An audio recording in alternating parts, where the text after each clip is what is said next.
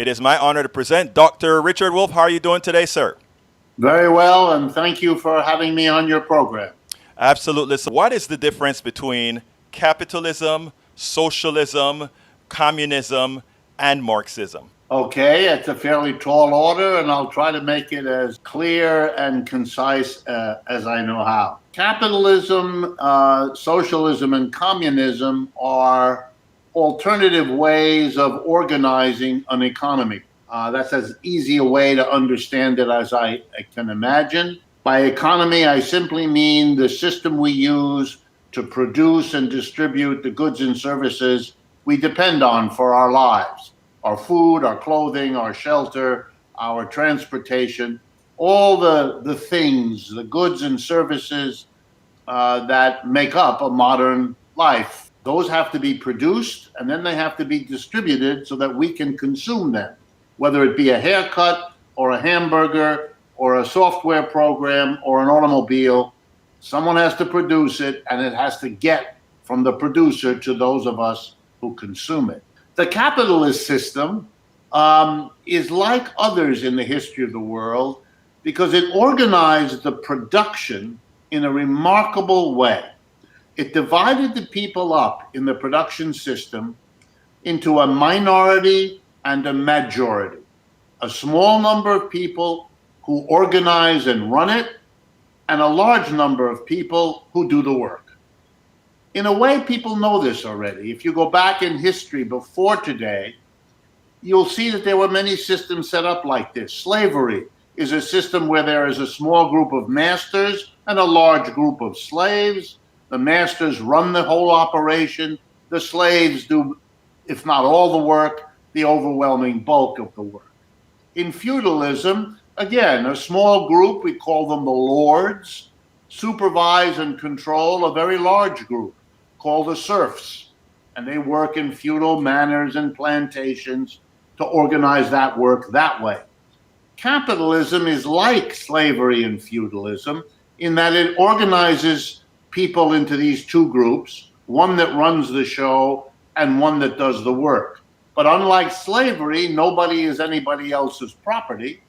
And unlike feudalism, one of them isn't the guy who does everything in charge, and the worker is literally nothing.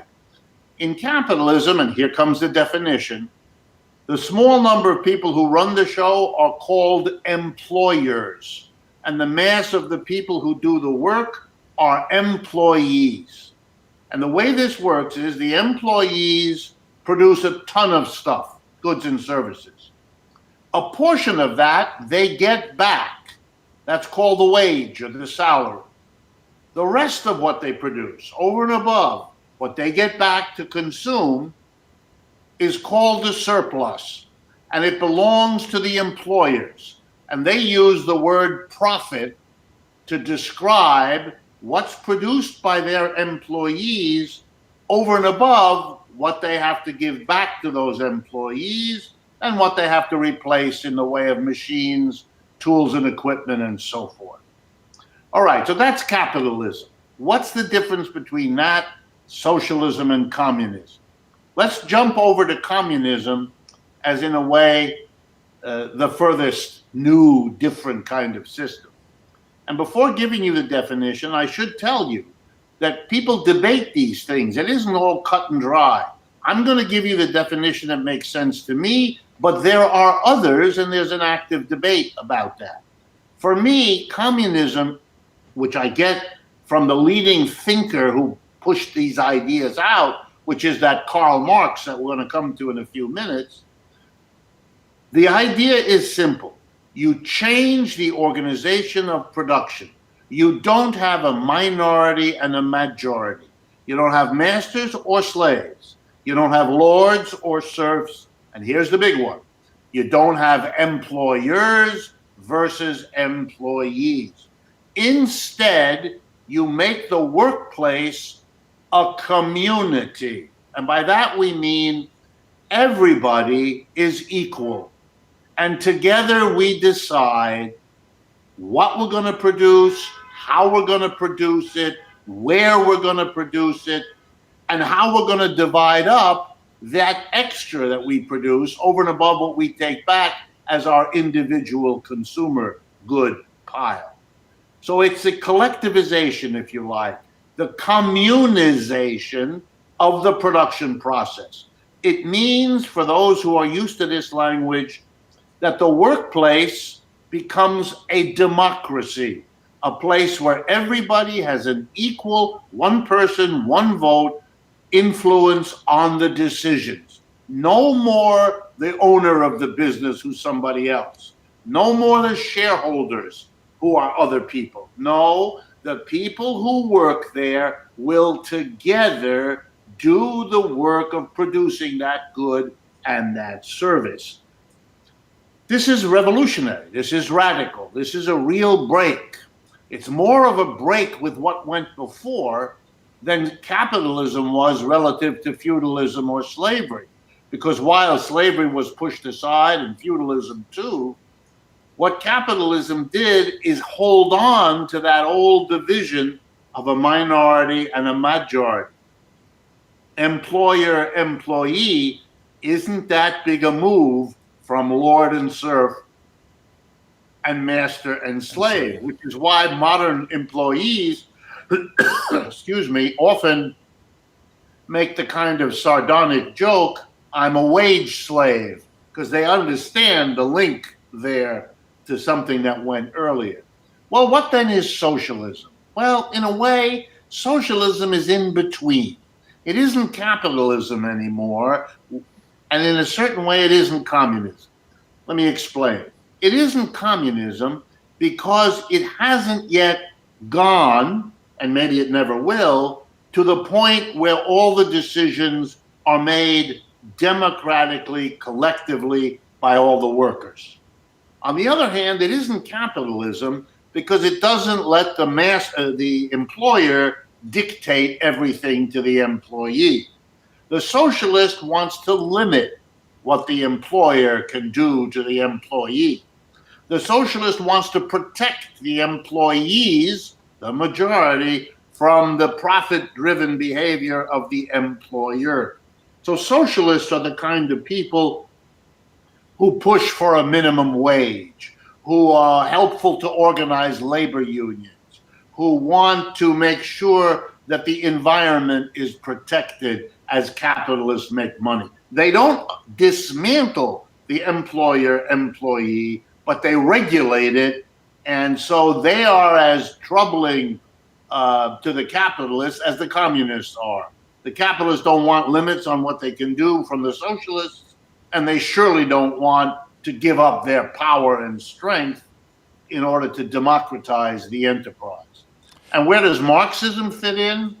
Marxism is a tradition of thought and action designed to go beyond capitalism and to move in the direction of socialism with an ultimate goal of getting to communism.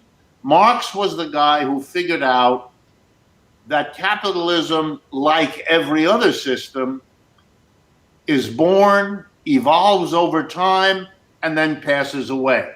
Slavery was born, evolved, and passed away. Feudalism was born, evolved, and passed away. Earlier economic systems were born, evolved, and passed away. Marx's argument was that capitalism is no different from any of them. It too was born, it too evolved. So the next stage, here comes the punchline, the next stage is it dies, it passes on. And for Marx, it was a good thing. Now, Marx wasn't a cheap shot guy. He didn't say that capitalism had contributed nothing. It did contribute.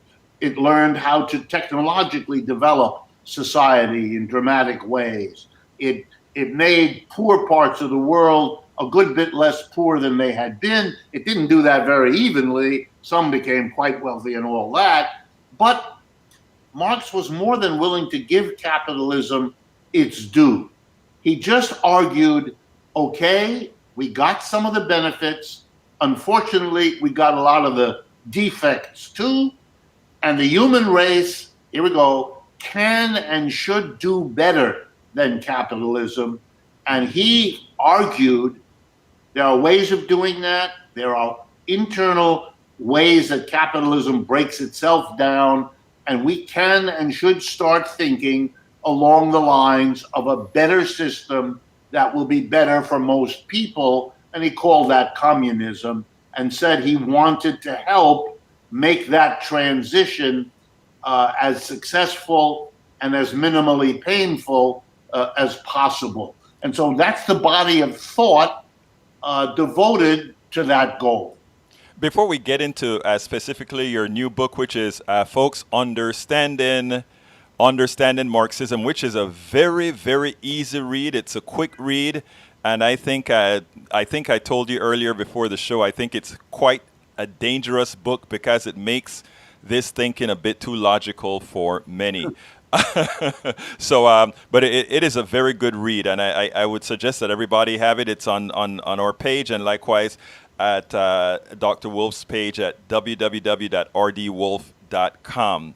Now, one of the tenets of capitalism is somehow we would get more innovation within this system than we would in a socialist regime, or even going further in a communist regime. Is that true? Is there something inherent to capitalism that actually invokes innovation? Well, there are things in capitalism that provoke innovation, that drive it. But there's no reason to believe that socialism would be any less successful in doing that. The argument you sometimes hear is that in capitalism, if you don't innovate, if you don't make changes, then some other competitor will do so and you will fade out of business. So there's a kind of ruthless driving of every producer to become more, quote unquote, efficient. But the problem is, capitalists have long understood this, and they have many, many ways to get around this. For example, they buy out their competitors. Then there's no one to worry about. You call that mergers and acquisitions. Right. You end up with one or two big companies, monopoly companies, we call them. And if you look at most businesses, you'll see that they started off with many companies, but over time they became a very few. The competition kind of ends itself. It ends with few companies that have bought out all the other companies, and so we don't have much competition, which is why the price of cigarettes is the same whatever company you buy them from. The price of automobiles is roughly the same no matter what you buy them from, and on and on and on, because it turns out that capitalism doesn't want the very competition it boasts about, and it has to therefore take the rap. Yeah, you're maybe innovating in the early stages, but in the late stages, you're a monopolist. You don't want to innovate anything. You just want to jack the price up, which actually prevents anyone else from getting into the business. So we've been stuck with choosing between a very small number of sellers of most of the products we now rely on, whether it's the automobile or the toothpaste manufacturers or anyone else. And socialism, I think, would be productive in a different way. In a capitalist system, it's very profitable for the capitalist to innovate, to do something new. But for the worker, there's much less incentive because the worker doesn't get much out of it. You've made the capitalist a bundle of money by figuring out how to economize on some input or how to make things work more quickly. But your salary isn't much affected by that. It's his profits. In a socialist system where everybody is equal, the incentive for every person in a workplace to come up with new and better ways to produce things is a more generally true fact for most of the people. And I think that would make it more productive, more efficient, not less. And that is the scary argument, because if people really understood that before, I want you to tell me, why would I be wrong? And I want to go back to exactly what you said there, but there's one issue I said I had to ask you. I said that capitalism by design makes sure that mediocrity is what continues to reign. Okay, and I said the reason why mediocrity will reign is even if we decided as capitalists to give you a raise, because you have no pricing power. The only persons with pricing power themselves are the capitalists, and whatever raise they give you, they just have to price it back into their profits. Is that a true statement, or is that a false statement, or is that an irresponsible statement? No, I think mostly that's correct.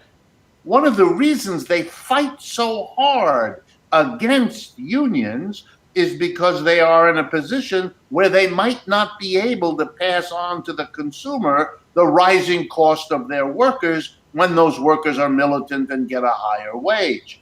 So what do? One of the things they do is become very anti-union, viciously, hire people to intimidate workers, use lawyers to break down unions, et cetera, et cetera. Here's another thing they do. They say, let's try to get enough pricing power so that if we have to pay a higher wage, we will be able to raise the price. And the way to do that is to get rid of your competitors. Right. Either drive them out of business or buy them out of business or both.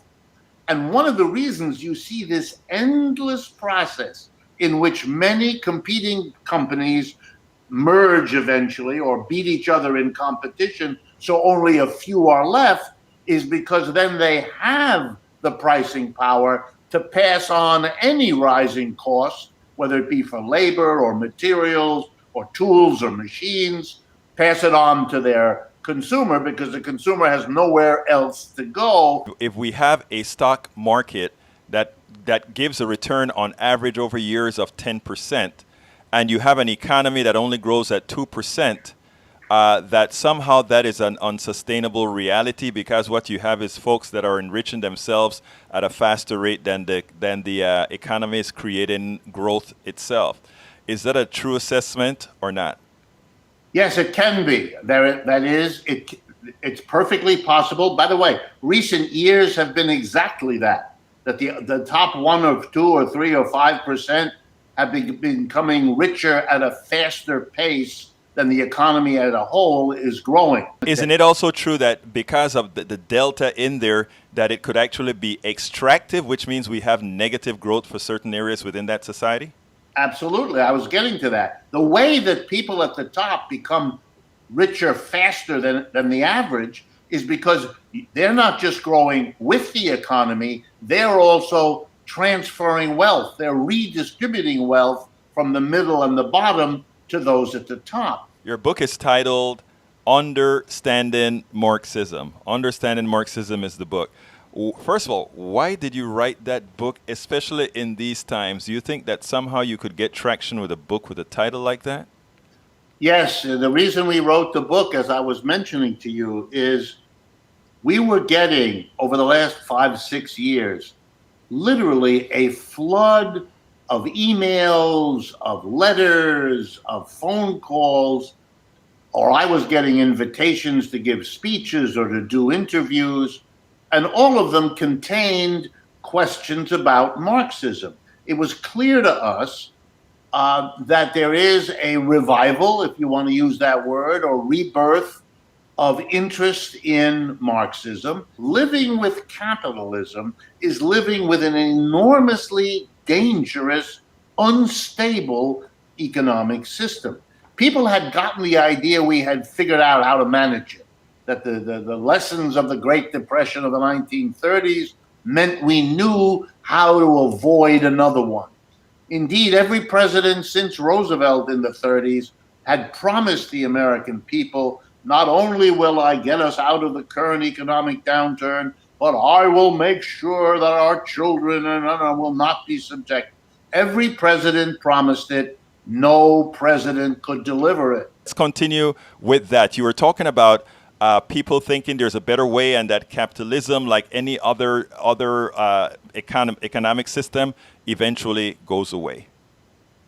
That's right. And it usually goes away when people have had enough of it, when whatever the positives it may have had are increasingly outweighed by the negatives, when too few people are benefiting and too many are suffering.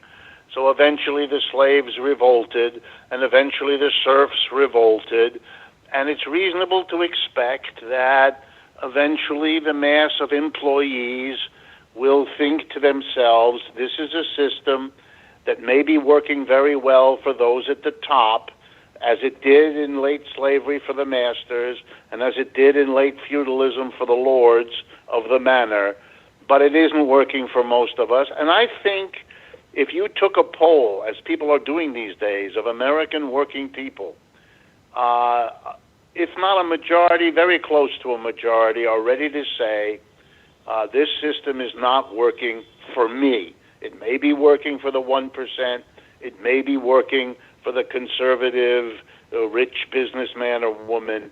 But for the average American worker, it's becoming harder and harder to even hope that you can realize the so-called American dream.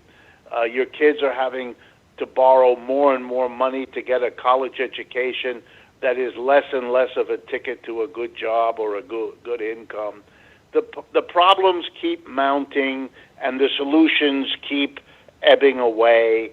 And so, yes, I think we're at a point now where people are more than interested. They're getting even, I might even say, desperate to hear what alternatives there are. What could we do to have an economic system? What would we have to do that would work better for the average person, that would solve the problems we have rather than get us depressed about the lack of a solution, so that we don't have a politics that is distracting us from fixing a broken economy by getting us all excited about immigrants or getting us all excited about Russians meddling with our election. These are distractions, whatever merit they may have, and I'm not sure they have any, but these are distractions from what is really the problem for most Americans, which is the work they do, the job they have, the income they earn.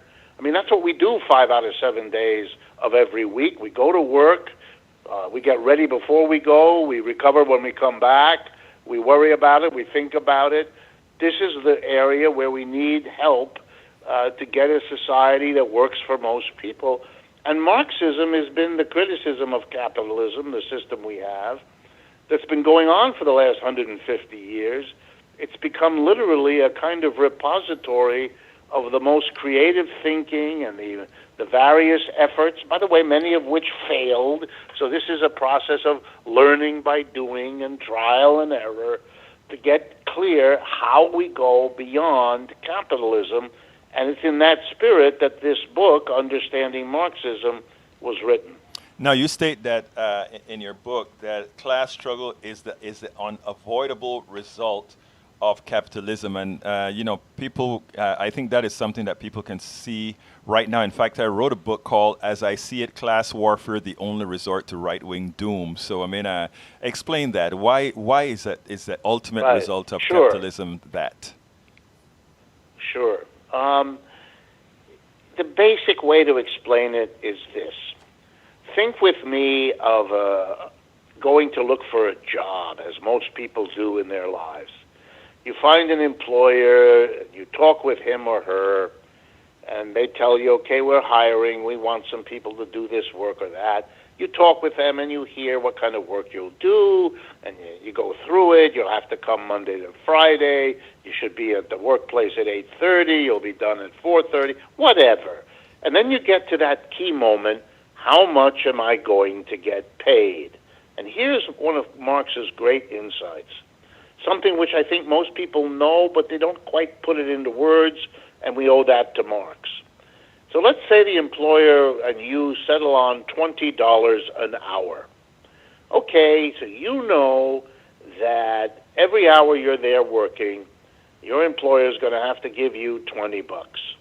You now know what I'm going to say. The only way the employer is going to give you $20 is if the result of your labor, what you add to whatever it is that company sells, has got to be worth more than $20. If having you come for an hour adds $20 worth of stuff for him to sell, and he sells it, and he gets the $20, and he turns around and gives it to you, then what has he gotten out of employing you? And the answer is nothing. Nothing, right. So there has to be a difference. You have to add more value by your labor each hour than you are paid. And the difference between what you add in value to what the employer sells and what he pays you, that difference is his profit. That's what he's in business to get. The more he gets of it, the more successful he is. The faster he can grow, the easier he can protect himself against competitive moves by other companies producing what he does. So the capitalist is always interested in what?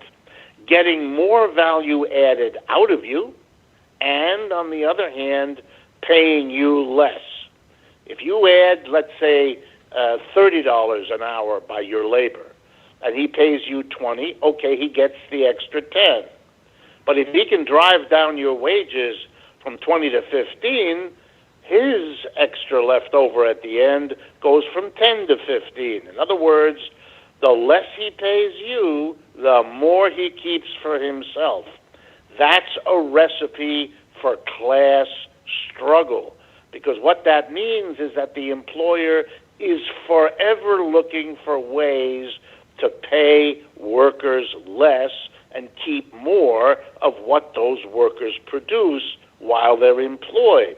That's why the employer is always looking to see if he can hire another worker at lower pay than he pays you, if he can get rid of you altogether by substituting a machine, if he can move abroad to where the wages are much lower. All of these things which we've been living with and suffering from are a direct result of the way capitalism sets up the production process as an enmity between employer and employee. When I teach my classes, I give a simple example. Suppose once a year your family has a family reunion and you all go to a nearby park and you have a big picnic and a cookout and all of that. And each year it has to be planned. And in your family, everybody gets along except Aunt Louise and Uncle Harry. Would it make any sense that the committee set up this year to plan and organize the annual reunion of your family be a committee composed of Louise and Harry? That's crazy. You wouldn't want to have people who don't like each other, for whatever reasons, good or bad, be thrown together to do something, because that's a recipe for trouble, for conflict, for a bad planned picnic, etc. For me, capitalism is that craziness. Why do we set up something as important as the production of goods and services that we all depend on, our food, our clothing, our shelter, everything? Why do we set it up in this adversarial arrangement with workers who learn not to trust or count on the employer who's forever believing that the worker wants to spend time in the bathroom rather than working, the worker is stealing something on the way home, the worker is angry that the employer seems to be ripping him off? I mean, there is a reason why in our culture the hour or two at the end of the working day that some people spend in a bar is called the happy hour, because it underlines the fact that the hours before that aren't. I never thought about that. That is a good one. Now, Dr. Wolff, it is, capitalism has been falsely marketed to equate capitalism, democracy, communism, anti-democratic, etc. And I think that is one of the things why, I kind of chided you about the title of your book and said, do you think this is going to really make it in these times now, where the edicts of the Powell Manifesto are so much more in vogue right now? But we know that capitalism isn't really a democratic system. How do we actually let folks understand that in reality the oppressor is, that the system is more oppressive than some other one? Very important issue, very good question. Let me try to answer it this way. We are a very peculiar country, the United States, and it's just peculiar about democracy. So let's start by making sure we all are on the same page here. By democracy, I mean, and I think most people do, a system in which all of the people who are affected by a decision have the right to equally participate in making that decision. So, for example, since we're all affected by the mayor of a town we live in, who makes decisions about garbage collection and traffic patterns and things like that, since we're all affected by what a mayor does, in our system, we all vote for the mayor. Every year or two, we go into the ballot box, and we decide whether we're happy or not with the behavior and the decisions made by the mayor. He has power over us in the decisions he makes, but we have power over him, because if we're not happy with him, we will vote him out of there. That you can call at least a electoral kind of democracy. Mm-hmm. But now let's shift the focus to the workplace. 5 out of 7 days, you go to work. You cross the threshold, you go through the doorway of your office, your factory, or your store. And now let's see how the work process is organized. Are you impacted by the decisions made by the employer? Oh boy, are you. First of all, the employer hires and fires you. So you're actually even having a job and an income is in the hands of the employer. He tells you where to sit. He tells you what machines to use. He tells you how to work. And when you're done with the job, you leave the fruits of your labor there and you go home to have a meal and to rest so you can come back and do it all again the next day. What impact do you have on the employer? Do you vote for him? Absolutely not. Is he accountable to you for the decisions he makes? Absolutely not. You are excluded from those decisions. In most corporations, a tiny group called the board of directors, usually 15 or 20 people, make the decisions. They decide what goods and services this enterprise is going to produce, what technology it's going to use, where the production is going to take place, and what is done with the profits or the revenue generated by the work all of you are doing. From these decisions that impact your life every which way, you are excluded. There is no way to describe the workplace where, again, we spend the best hours of 5 out of 7 days. There's no way to describe that as democratic. It isn't democratic. It never was democratic in capitalism. So it leads me to insist that if you want to call the United States democratic, you have to pretend that the workplace isn't there, or you have to deny everything I've just said, which is crazy because almost everyone listening to this program has an experience working and knows very well who has what kind of power and who is deprived of what kind of power in the workplace. So for me, I always have found it highly hypocritical for the United States to be running around the world claiming to be bringing democracy to the other countries when we don't have it here in something as important and dominant in our lives as the workplace where we spend most of our adult waking hours. Now, what I love about your book is that you articulate that in a very simple way in the book. And why that is important, in my opinion, is specifically because somebody that I think that's listening to our program right now that I think should buy your book wrote the following. I have never seen my work as an adversarial relationship. In fact, unions thrive on fomenting an adversarial relationship. It's their justification for existing. Before you answer that, I just want to make mention is that is the kind of mentality that the Powell Manifesto has taught people to believe. In other words, it's not adversarial as long as you are not asking for something. Go ahead, Professor.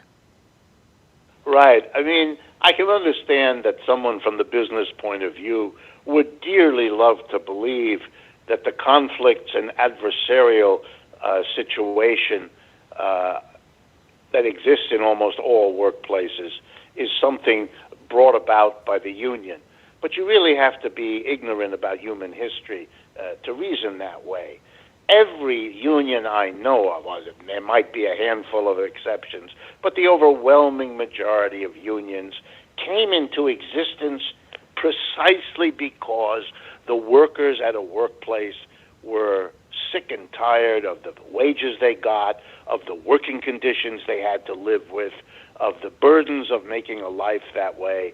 They turned to the union, which was a scary thing to do for most of them, which got them in trouble with the employer, which they didn't trust, I'm sure, in many cases.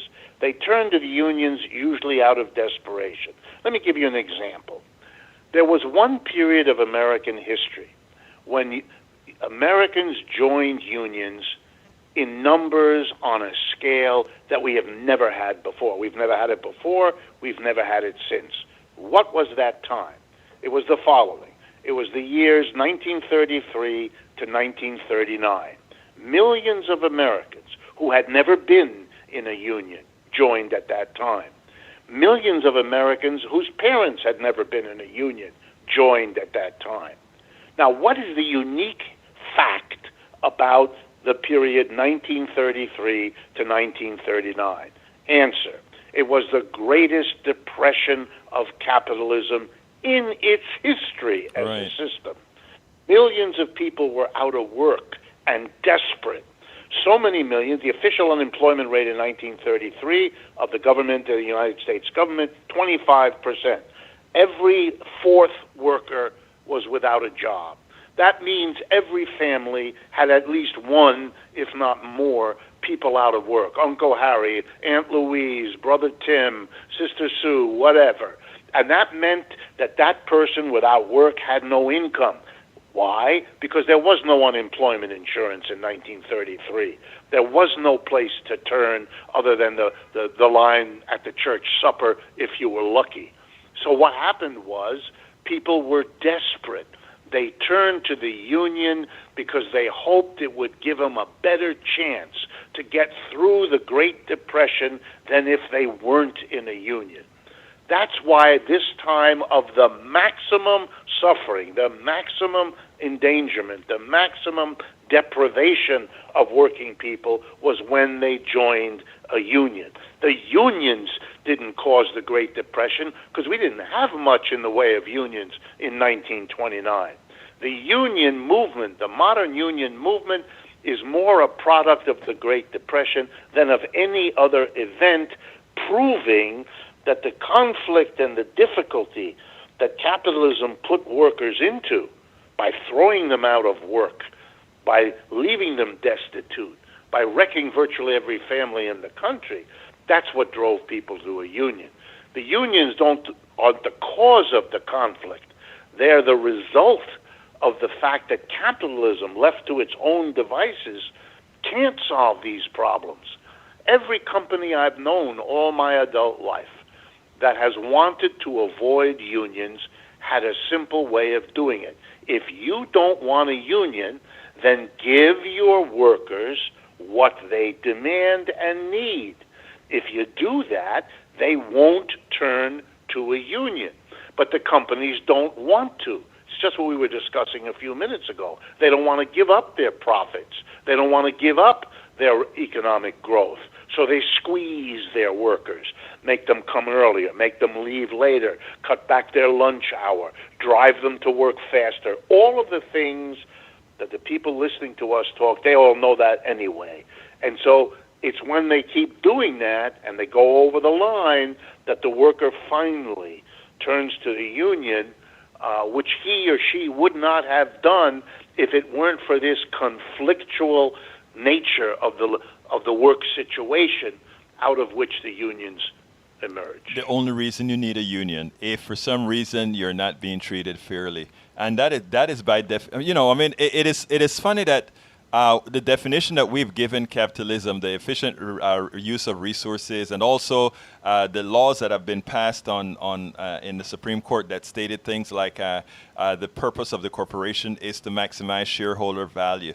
That employees don't understand that what that means is if you're maximizing somebody else's value, it has to come at your you have to be a part of that of the expense of where that is coming out of. And it is indoctrination, Dr. Wolff, as I'm sure you preach this stuff, you understand how difficult it is to break, because the past folks who, follow the doctrine of the Powell Memo and all these others have been very successful in convincing people that our economic system is divine, and unlike what you've said, whereas economic systems come and go, and when they've outlived their usefulness, it's time to go.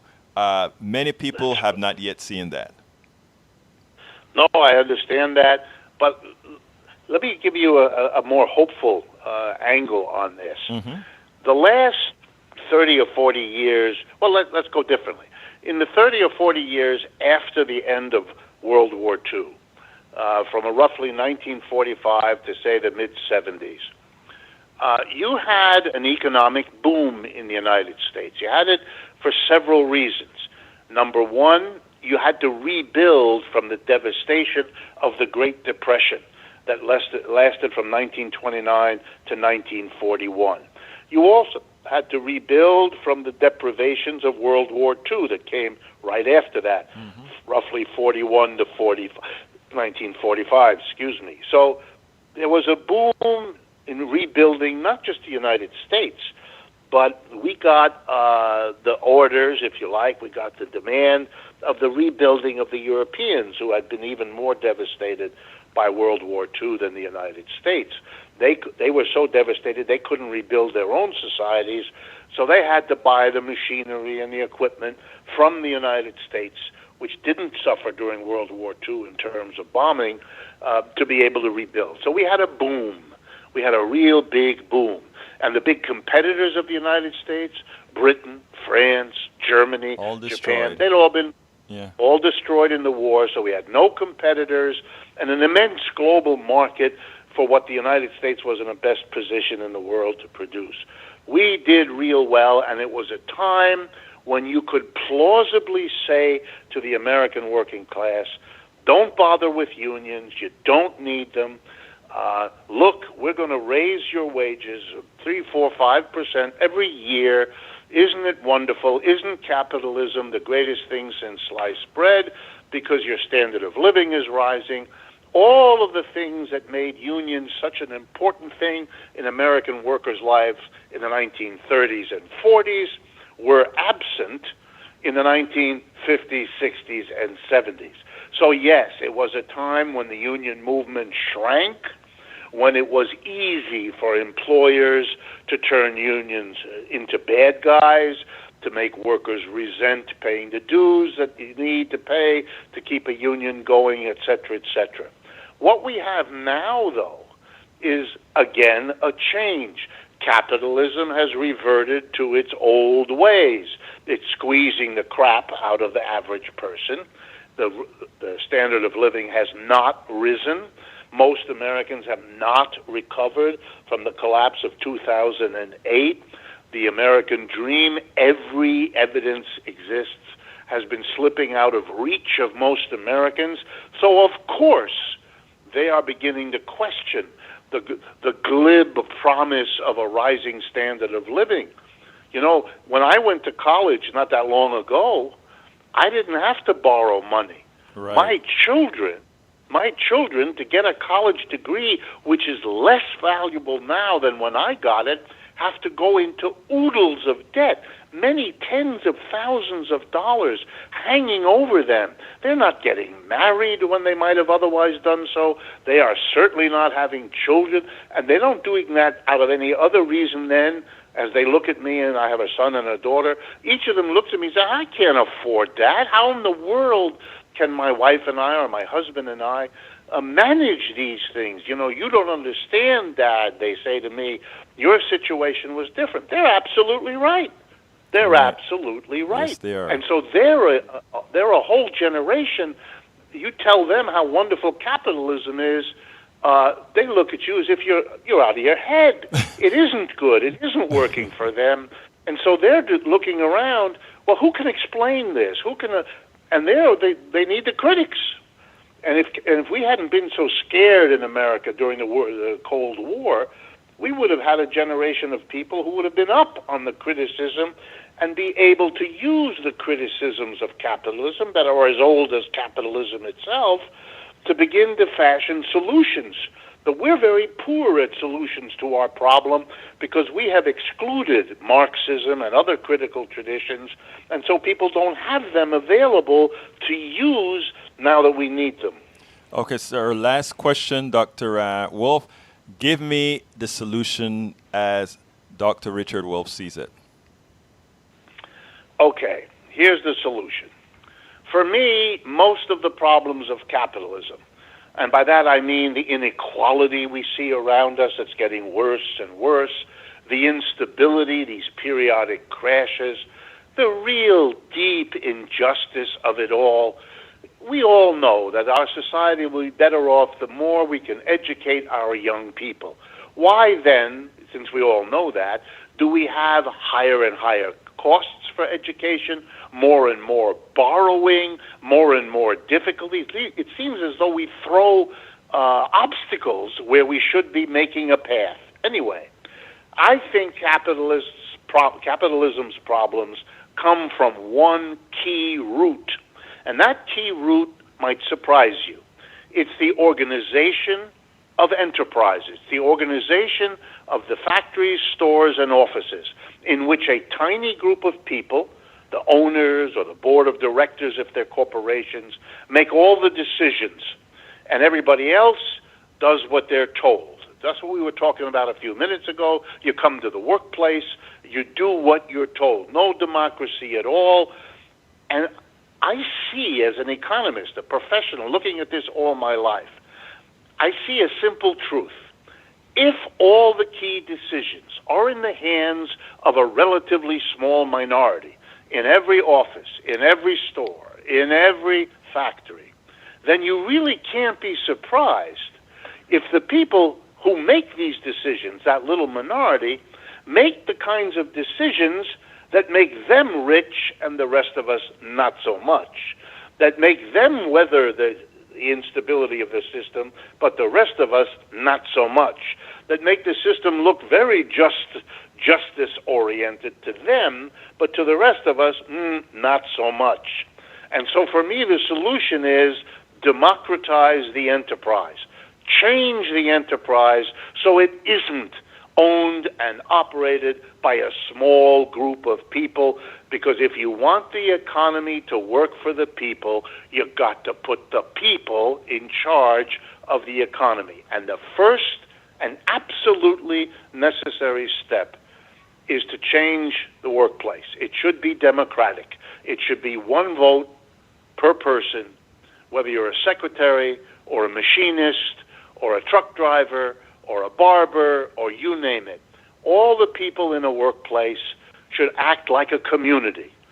They should together decide what they're going to produce, how they're going to produce, where they're going to produce, and what to do with the profits. And let me give you an example of how and why that would solve our problem. If the decision about who gets paid what is made democratically, do you think the 200 workers at this factory or the 400 people working in that office would decide to give 3 or 4 people tens of millions of dollars while everybody else there can't send their kid to college because it's too expensive? That's not going to happen. Mm-hmm. Suppose a decision is to be made. Do we stay here in Cincinnati, Ohio, or do we move the factory to China where we can get away with paying lower wages? Capitalists have been doing that for the last 40 years, fit to beat the band.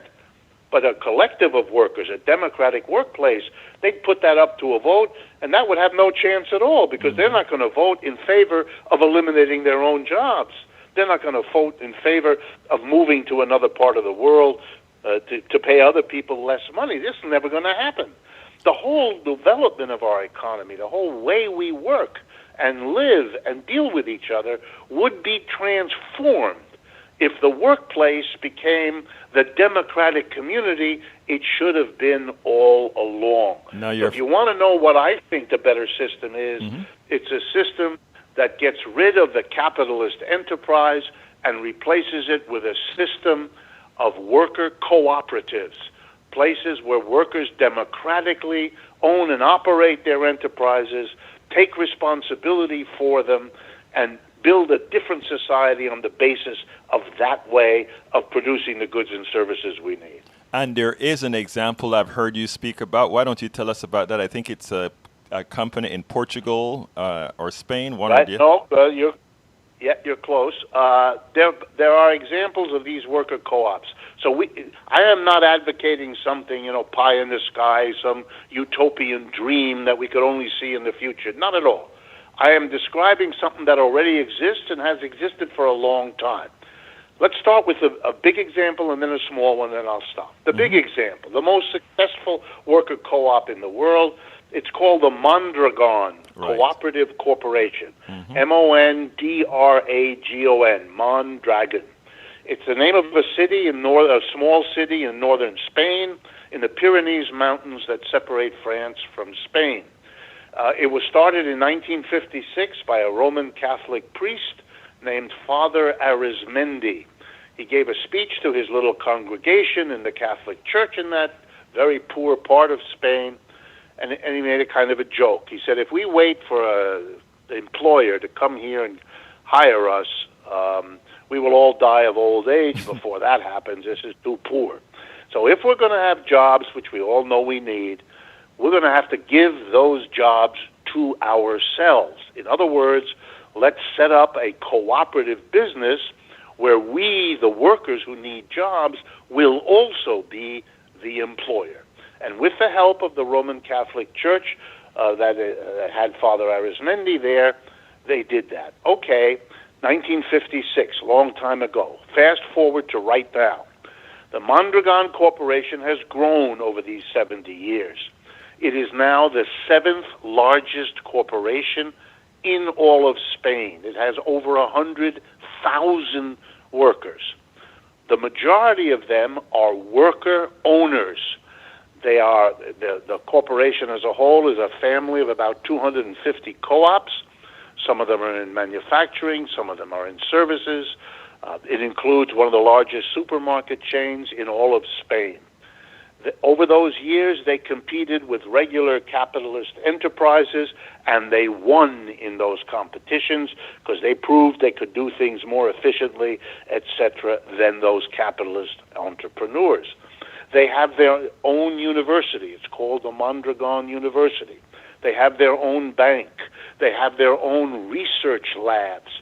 2 American companies are so taken with the quality of the research they do that they pay the Mondragon Corporation for the right to have their American scientists working alongside their scientists in those labs in Mondragon.